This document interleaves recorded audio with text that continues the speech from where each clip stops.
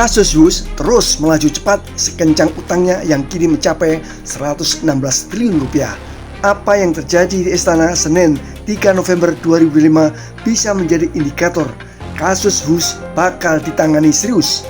Yang pertama, Direktur Utama PT Kereta Api Indonesia, Bobi Rashidin, memberi keterangan pers setelah dipanggil Presiden Prabowo selama 2 jam. Tidak banyak yang diungkapkan, tapi salah satunya ia mendukung langkah KPK terkait kasus Wus. Ya, lebih banyak membahas mengenai layanan kereta komuter, terutama yang ada di Jabodetabek. Ya, tapi beliau sedikit menyinggung bahwa ini akan segera dibicarakan yang untuk kereta cepat itu. Konteksnya apa, Pak? Yang akan dibicarakan segera dibicarakan? Saya nggak dijelaskan konteks berikutnya. Yang jelas PT Kereta Cepat Indonesia Cina sangat patuh dan taat kepada hukum, dan kami sangat mendukung permintaan-permintaan data atau kesaksian dari KPK. Beberapa menit kemudian, giliran Ignatius Jonan memberi penjelasan kepada wartawan.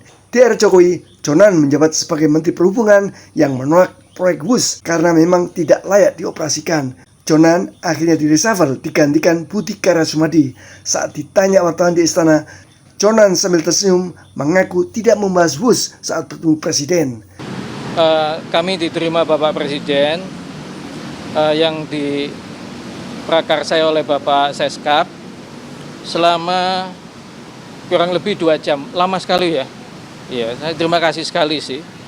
Jadi kami sebenarnya memang juga minta waktu untuk sharing lah gitu, sebagai rakyat, sebagai warga negara itu berdiskusi tentang program-program yang dijalankan oleh beliau selama ini gitu. Ya, puji Tuhan beliau berkenan untuk mendengarkan dan diskusi dan menerima lah itu banyak beberapa masukan.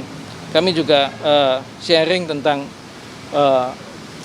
peran serta beliau yang sangat bagus dan aktif di diplomasi luar negeri, juga di pengembangan BUMN dan partisipasi BUMN untuk bangsa dan negara yang lebih banyak, juga program-program yang sifatnya itu kerakyatan. Diskusinya itu aja sih, nggak ada yang lain. Enggak, ya diskusi aja kok, diskusi aja. Saya kira kalau, saya nggak tahu ya, kalau soal Wus sih beliau nggak tanya ke saya pandangannya apa segala enggak. Tapi Pak, ada yang Bapak sampaikan?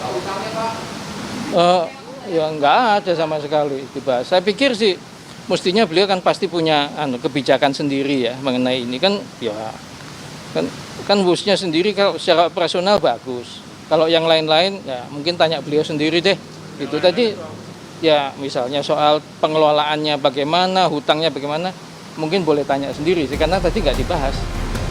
Sementara itu, Komisi Pemberantasan Korupsi (KPK) sudah mulai melakukan pemanggilan kepada sejumlah pihak terkait penyelidikan dugaan korupsi dalam proyek Wus. Tanpa menyebut siapa saja yang sudah diminta keterangan, juru bicara KPK Budi Prasetyo meminta agar mereka bersikap kooperatif dalam menyampaikan informasi yang dibutuhkan penyidik.